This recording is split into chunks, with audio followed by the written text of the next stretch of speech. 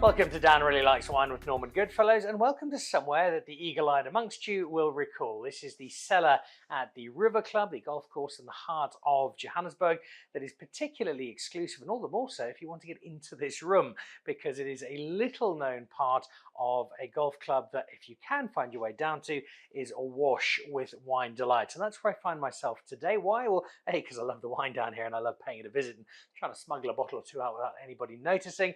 But I'm also here because today is a very special day for the River Club, as together community, they are raising money with their charity day. It's a day that I'm hosting, so there's a Dan Really Likes Wine angle to it. It's also a wonderful opportunity to bring together the members of the club over a few good glasses of wine and raise money for some local communities. It's a really cool, uplifting, fun day, and one that I thoroughly enjoy, especially as there's normally a glass of wine or two in it. In terms of this cellar, well, you might recall it from previous visits. We've done one or two shows from here over the course of some of the other charity events that they've had at this particular club. They are full of a range of not just South African wine, but also of French wine. There's some Italian, there's a bit of Spanish in here. And a little later on in the show, together with Gavin Dittmar, who's one of South Africa's foremost wine experts, we're going to be finding a couple of bottles that we really, really like the look of. But importantly, on the show today, I'm going to be trying out some champagne, a brand you might not have heard of. We drop in on the man from the cellar in France. He's come out from Champagne. I met up with him in Cape Town a few weeks ago to talk me through the brand, talk me through the history, and talk me through a very, very special champagne. Before we get to that champagne, though, it is still at the Cape Grace, and it is downstairs at the newly renovated Bascule Bar, where Gregory Czarnecki, who is one of South Africa's foremost chefs, yes, he's French, but we've adopted him very happily. He's the man overseeing Heirloom, the new restaurant at the Cape Grace, and already it's a restaurant that is winning rave reviews. It is showing the style, the elegance, the magnificence of the culinary skills that Gregory has. It's made Heirloom one of the go-to spots at the moment, and a big part of that, not just the food, but also, as Gregory explains, a great passion for good wine.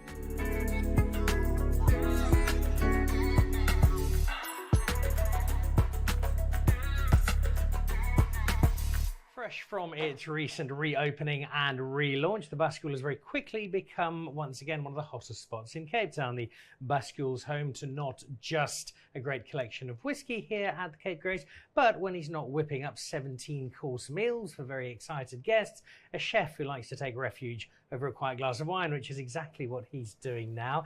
Gregory Czarnecki, lovely to have you on Dan Really Likes Wine in what is your relatively new home. You've had a bit of time to settle in here. Heirloom is up and running to rave reviews, and rightly so. What's the transition been like? What's it been like settling into your new spot? I think for me it was like quite a big challenge coming from like a restaurant, standalone restaurant to be able to collaborate with the Cape Grace and obviously like lead them a bit more into the luxury, to be more in phase and in par with what they're offering like now. It's a different setting. So got used to obviously different approach. I think when you're a standalone, you make a decision within 2 days. You can apply it. So obviously there's this aspect, and it's really nice to have like a team that's eager to learn and just like move forward. I think they've new approach to cooking, new style for them. And seeing also new producers is quite refreshing for them to not fall into like certain thing that they had to do in the past. Hotels is way different. There's 24/7. You need to have a food offering, breakfast, lunch, dinner, now Bascule that's been added. It's a lot to consider for the logistics. So for me, it was a nice challenge, and I'm really enjoying it to see if we can make a success out of the F&B, and a different approach to the offerings that are present in hotels usually. You brought the curtain down on Waterkloof, to the depression of many in the food world. You had a stint on MasterChef, which took a pretty big fan base and sent it spiraling to a far wider audience. But then you took a bit of time to decide what to do next. And given what you'd done at Waterkloof, Restaurant of the Year, so much success, I suspect there was an element to which you could have had a pick and choose of what I would like to do. You took your time, you settled on here. What was the appeal in making this the next step of your journey? I think this was like exactly that. It was the challenge, the challenge of seeing, to go in a different environment. So, I took a sabbatical to really enjoy life. Then I enjoyed it too much, so I took a second year. And then when Leon Mayer, the general manager, told me about, like the opening and the revamp, yeah, I got excited, and he wanted me to join, as a consultant. So I'm working still on my next project, but I'm mostly here at the moment. Like, Bascule has been launched. We're changing again all the menus of like heirloom and the different offerings. So it's nice to have that, that creativity like flowing all the time, to make sure that we deliver. And yeah, still working on the other project. I think the next one will be like, a very passionate project. That's why I'm taking my time. So, I'm doing a bit every week here and there, but yeah, I miss the, the restaurant, the service in the evening, the welcoming like guests and being able to like share the passion of the craft. Are there dishes that you come up with a particular wine in mind? I've tried this fabulous Chardonnay a week ago. I'm going to create something that speaks directly to that wine. Is that part of the process? That's exactly it. Like most of the time, that's how it works. I mean, I would love to do that for every single dishes. I think it's always a bit like difficult because you always need to maintain the balance in your menu in terms of like dishes. But ultimately, when the dish is created, once the wine pairing is selected, I will adjust the food to make sure that it matches perfectly with the wine. All right, let's talk about the wine we've got in front of us. I asked you to choose a glass from the Bascule. You disappeared, and after a 90-minute consultation with the team, you've come back with this particular glass. What are we drinking and why? So this is a Ghost Corner. For me, what I enjoy is, I'm more of a white wine type of guy. Red wine, I usually do have it when I have a wine pairing. I feel like I need to eat. I don't know if it's just the tannin that's like, obviously like stronger and deeper. So I prefer to enjoy with food. Glass of wine, I have like different favorites. Obviously the Wineland is a big part, but I'm more like Eden Valley, Swartland. That's the kind of like wine that I enjoy. I think it's closer to also the wines that I enjoy in France, like more mineral, a bit like lighter. There's some gems in Stellenbosch, obviously like very well known, in the winelands. But that's the kind of like flavor profile that I enjoy, like from Cederberg all the way down to Malmesbury, all those kind of like wine and everything like on the coast by Hermanus. Yeah, for me it's pleasant. I like something like light. Viognier is like one of my favorite. Difficult to find a Viognier in South Africa, but yeah. And usually wines serve at room temperature. I do not drink specifically white wine. For me, in growing up in Burgundy, the white wine is kept in the cellar. We don't put it in the fridge. It's temperature's a conversation we have a number of times on this particular show. I'm glad you brought it up. We're very proud of our wine in South Africa. You are, France remains the benchmark for wine from a relatively independent perspective. Just how good is South African wine? How much has it improved in the time that you've been drinking it? Where do we sit with France as that pinnacle of wine? There's definitely been like a massive, I would say, improvement. Not that it was like bad before, but there's been like an improvement, I think, in terms of like the winemakers, like now, like the younger generation explore travels and try new things. I think for very long it got stuck to a certain way of like making wines. And now you can see like some of the wines are doing like really, really well. If I go to France, there are like South African wines. Now, usually you try to be patriotic, so you'll buy the French wine off the shelf. But for me, the white wines are like brilliant. There's really like some beautiful gems in terms of everything from Chardonnay, Chenin, and Sauvignon. They are there, and it's actually like exciting to see, like how the wines are like showcased around the world. We've had like people traveling and they see South African wine overseas. I got some friends last time sending me like pictures of South African wine they were enjoying in a tasting, and they said like, when you come back, please can you bring us more bottles? So yeah, they're doing like amazingly great, and I think I think that this younger generation, the younger winemakers are exploring, doing different things, and there's so many of them. There's so many of them out there. Every time I'm tasting like new South African wines, like even from Stellenbosch, where I lived for like 15 years, never heard of the wine farm, don't know where they were before, and they are there. So no, definitely a big progress, and now we can be really proud of like serving those wines on a very fine dining menus. Like those 17 courses Yeah, because there's really like a lot to choose from, and it's beautiful to see that. We've got terrific wine here. There's food waiting for me upstairs. I'm off to lunch very shortly to enjoy the delights of Chef Gregory's kitchen. Before we go, delve back in time, and it's a difficult one because I'm sure there'll be a fair few contenders. But is there a meal, possibly a little earlier in your career, where in concert with wine, it really opened up your eyes as a chef to what the possibility of food and wine together could be? Yeah, I think, I mean, there's many. Working at Sonorance, we had access to a lot of things. I think one of the most memorable meal that I had, I was actually with Sonorance in Italy, next to Torino. We were doing the slow food, and he had this group of like friends that were there from the beginning of the event, and we got taken to Alba, where we actually ate simple Italian dishes made from the mama, and then we had this little individual white truffle for every single one of us, and they were slicing it on every single course. But I'm talking simple pasta, couple of prawns, a bean ragu every time, and we were drinking actually champagne, and it was all the old vintages of like Dom Perignon, and you can see how it affects the food and the different flavor, and you understood how even simple dishes as just like homemade pasta with just a bit of like white truffle work with this vintage but didn't work with that other vintage. And for me, that was like one of the most memorable experience, and also like really open up to the possibility that, not just on wine, but for pairing with food, there's so much that you can do, and it's really like unlimited. If I wasn't already wanting to indulge in food and wine, you've certainly taken me into that space. Thank you, not just for sharing some time with us, but for some great meals already and many more to come with great wine as well. And here's to that next project, which I look forward to revealing exclusively on Dan Really Likes Wine in due course. There we go. Gregory Czarnecki running the kitchen at Heirloom at the Cape Grace. The food is splendid. Add in some great wine, and you've got one of the truly fantastic South African dining experiences.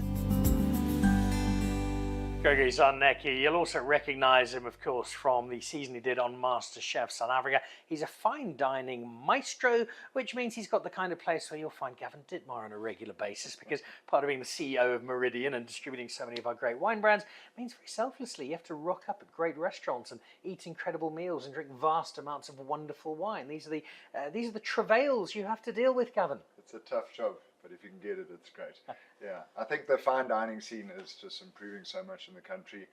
I'm loving the energy and the effort that chefs and restaurateurs are putting into their wine lists, and really going off the beaten track a little bit, putting in some really unique, cool stuff, so you can really find awesome wines to enjoy with awesome food.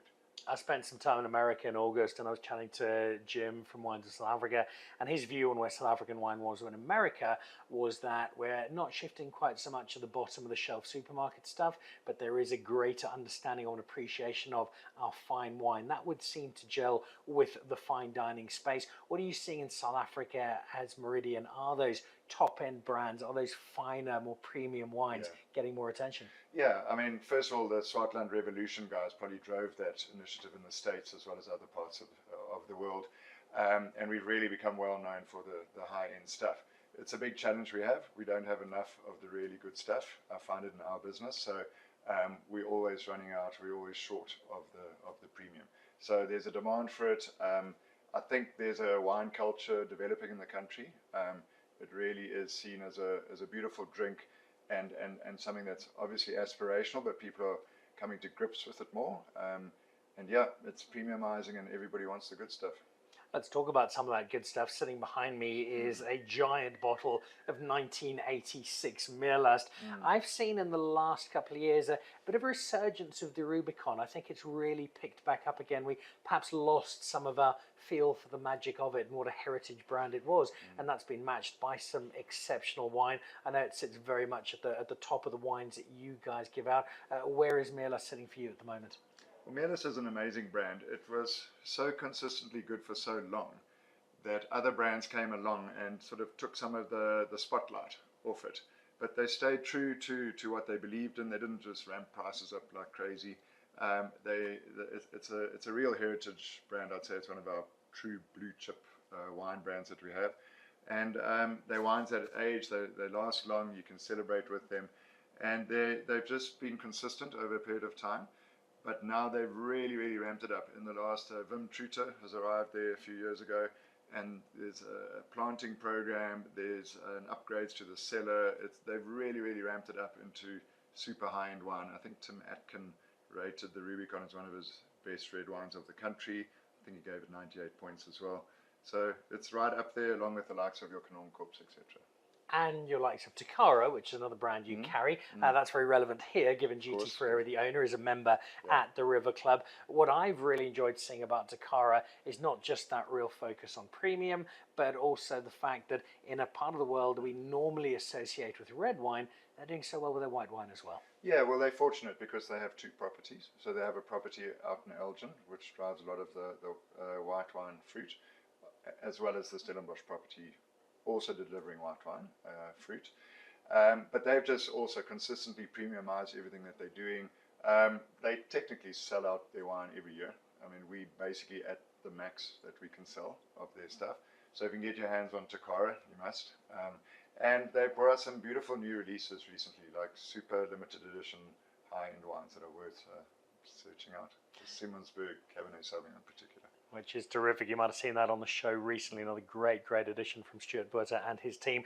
Tell me quickly about a brand called Longavi. You and I discussed this on the show years ago. It's not something that's popped up since then, I don't think. And this might strike people as a little odd. We've got the Cederberg and Chile coming together. Exactly. So David Nieuwoud, who's the owner of Cederberg, as well as a brand called Ghost Corner, he was actually approached by the family it's a famous family in Chile, who he's sort of a global expert on reductive winemaking techniques, and they actually asked him to come and assist them with using these techniques in their business. It's the Bouchon family, and he went and spent a few vintages helping them out, and they decided to do a joint venture. So there's basically a partnership between the Bouchon family and David Nieuwoud family, and they've created the Longavi brand. So it's a Chilean wine. Done as a joint venture available here in South Africa. Which is one we actually see right here. Yeah. Some of it sitting from 2018, and that's going to be drinking beautifully. This is Sauvignon Blanc that can certainly age. Before we jump on to the champagne that I was able to drink in Cape Town a few days ago, I see one of the brands you represent here as well, Baron Rothschild champagne. Baron Rothschild. That's quite a unique situation because there's three main Rothschild families, and it's the first time they've collaborated in one brand together. So it's beautiful champagne. As I said, a collaboration between the famous Rothschild families available here. It's really worth it. It is certainly a champagne to try. So too is Duval-Leroy, which I got to drink with the team down in Cape Town at Heirloom Restaurant. It is a champagne that's still very much on the edges of the radar, I think, in South Africa, but that could be about to change. So while you head off to catch up on some great French champagne, I think you and I might have to open a bottle and prepare for a round of golf. Exactly. Happy to do that. Thanks, Gavin Dittmar from Meridian, over to the Cape Grace and some world-class champagne.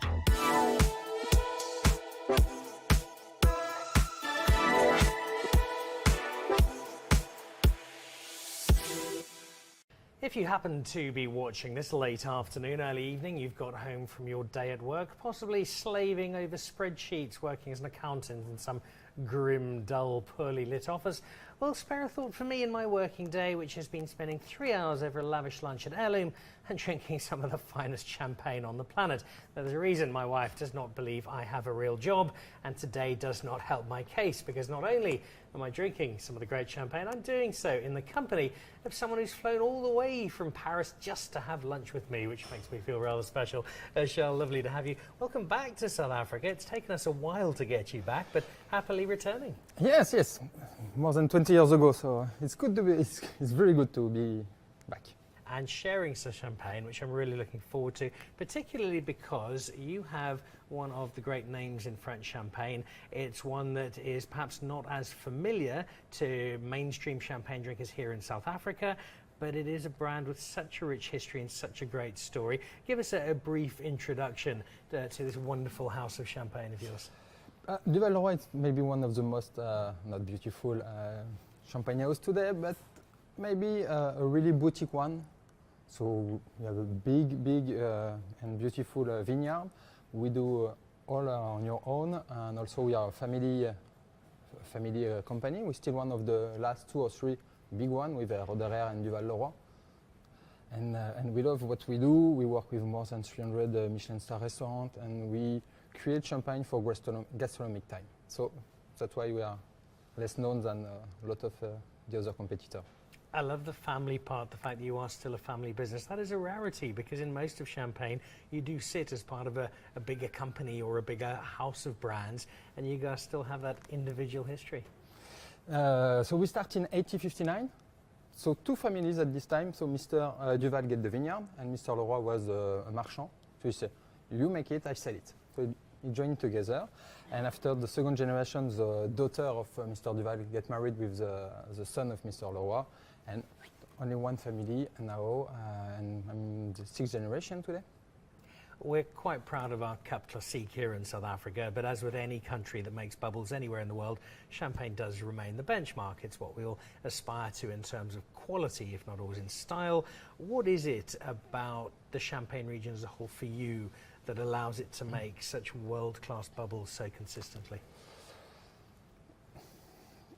The name Champagne is well known everywhere, and in this start a long time ago, when all the people come in Champagne region for see the new king of France. Every time they do the crown of the king in Champagne. So everybody come to Champagne, drink the champagne in Champagne, say, oh, it's a beautiful wine, and they bring back to home.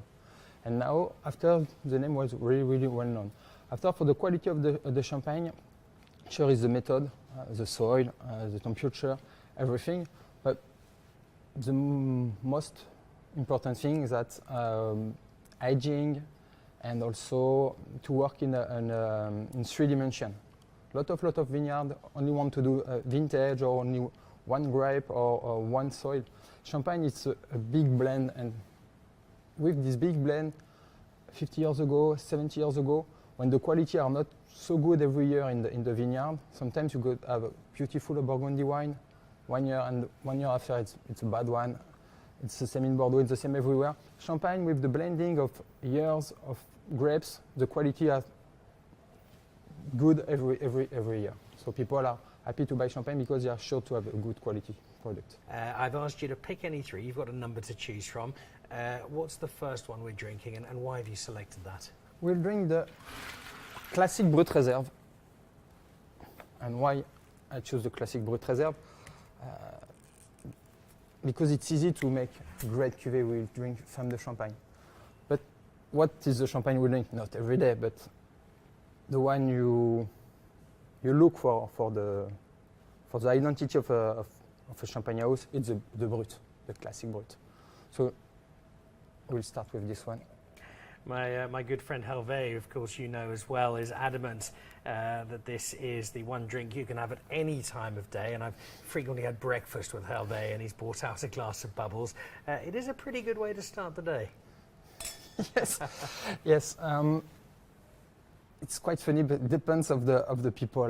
When you take the Eurostar, so Duval-Leroy, we work quite well with Eurostar, and you see in one way all the British people are drinking champagne in the morning, and not in the other way, not so much the French people. And also the people from South Africa love champagne in the morning, and for us it's perfect. It's a great way to start the day. As I sample it, and do so with great excitement, tell me a little bit more about this particular wine. This one is a very classic vision of the champagne. As you say, everybody knows the big name. Moët & Chandon, Clicquot. And the Champagne region is 3 main parts. Montagne de Reims for the Pinot Noir, Vallée de la Marne for the Pinot Meunier, and Côte des Blancs for the Chardonnay. Duval-Leroy is in the Côte des Blancs. But Côte des Blancs and the Chardonnay, it's only 30% of the grapes from the Champagne region. So everybody would drink Moët & Chandon, Tétinger, Laurent Perrier, all these big names drink Pinot Noir and Pinot Meunier. So the black grapes, and the taste of this champagne is more fruity and easy to drink. So we start with the Brut Reserve.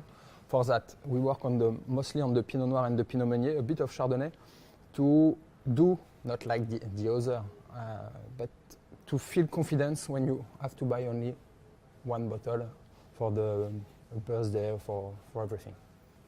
Well, the quality is certainly here. This is, without doubt, the finest breakfast I've had in a glass so far this year. But frivolity aside, it's a glorious start. But it is one of three. Moving on to number two, what is your second selection for me today, Charles? The second selection is the Blanc de Blanc.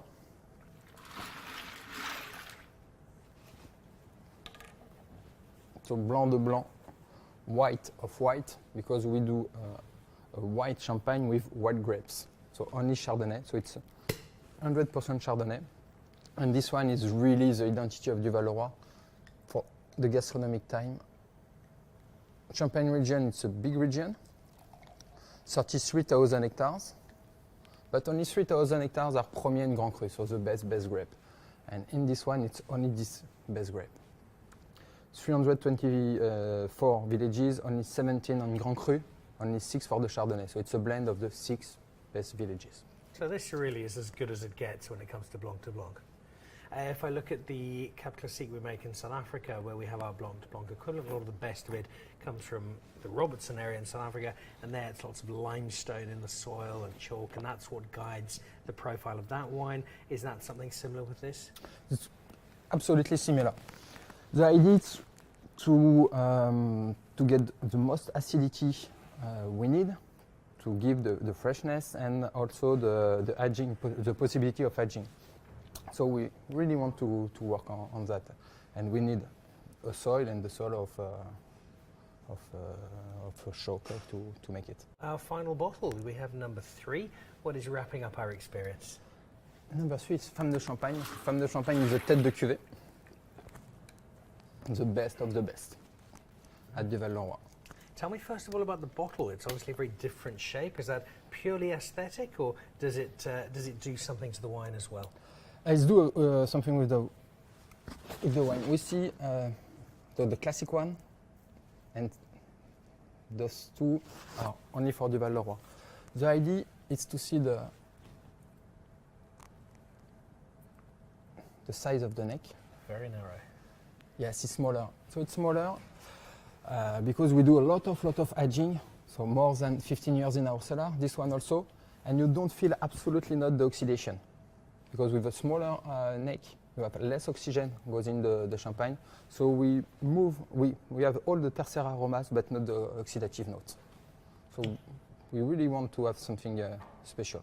So less oxygen in to have a perfect champagne. Look, it looks beautiful just on its own. I think the results are going to be very similar. And the story of this cuvée, it's special. So my father designed the bottle, and he put the logotype of Duval-Leroy with the G of Julian, my brother, the C for Charles, the L for Louis, and the D for Duval-Leroy. So we are in 1990, and the sad part of the story is I just died 6 months after.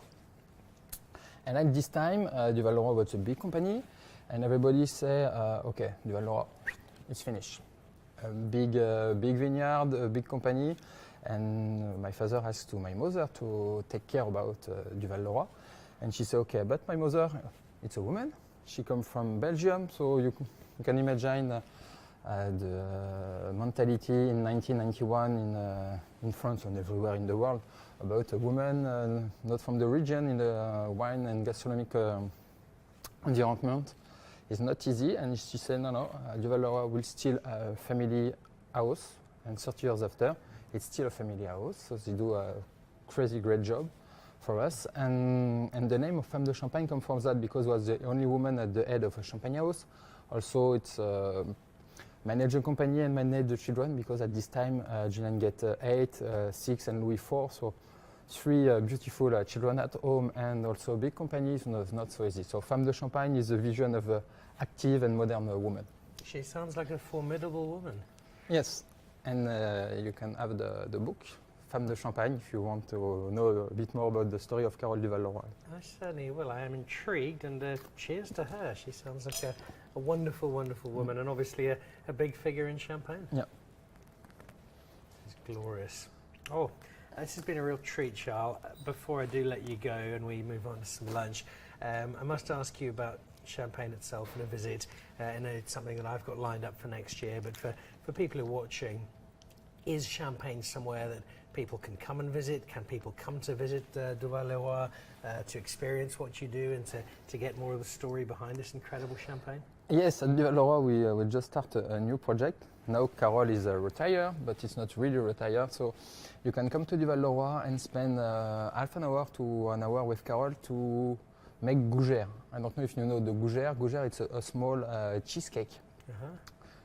Perfect for champagne. You arrive after maybe you come from Paris, you take 2-hour car, it's 9 in the morning, you don't want to start with champagne.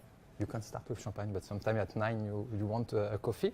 So you do like an icebreaker with Carol, you take a coffee, you cook with Carol, and after you do a tour at Duval-Leroy, you finish with sabring a bottle with my brother, and have a lunch with Carol. This sounds absolutely brilliant. Pencil me in. I shall put it in the diary and tell Carol that there is a South African coming to visit us soon. Yeah, so please come to Duval-Leroy, and also if you don't have the time to come to Duval-Leroy, because Duval-Leroy is very in the middle of the vineyard, you can go to visit Reims and some beautiful house in Reims. I might just have to do both of those. Charles, thank you. Lovely to have you back in South Africa. Please don't wait another 20 years to come back. And when you do, bring some more champagne, because it's absolutely fabulous stuff. But thank you. Thank you. So there we go. A very special taste of France, a very special taste of champagne, a wonderful story with wine to match, and another great bubbly chapter to add to the Dan Really Likes Wine archive. Cheers. At Duval-Leroy, some exceptional champagne. I really, really enjoyed drinking that. A big thank you to Hervé and his team for setting that up. Look out for that. There's the champagne we mentioned a little earlier, the Champagne Baron de Rothschild, of 3 families coming together. There's also some Epicurean. Clément Garcia owns the brand. He's a member here at the River Club. And then Villa Fonte, that's a brand you'd expect to find here, one of the real luxury marks of South African wine. And there's so much terrific wine in this cellar on what was a really good day. I've got a golf course to go and take apart for a really, really good cause. And thank you to the River Club, not just for hosting us today, but for also doing such a great job in creating today and allowing a whole pile of money to be raised for some really, really good causes. Thanks too to Leon and Stacey and the team at the Cape Grace, Gregory, who's lighting up that heirloom kitchen quite beautifully, and as always to the team at Norman Goodfellows. The golf course calls and probably many lost balls. Have a wonderful week. We'll see you back again soon. From Dan Really Likes Wine with Norman Goodfellows. Goodbye.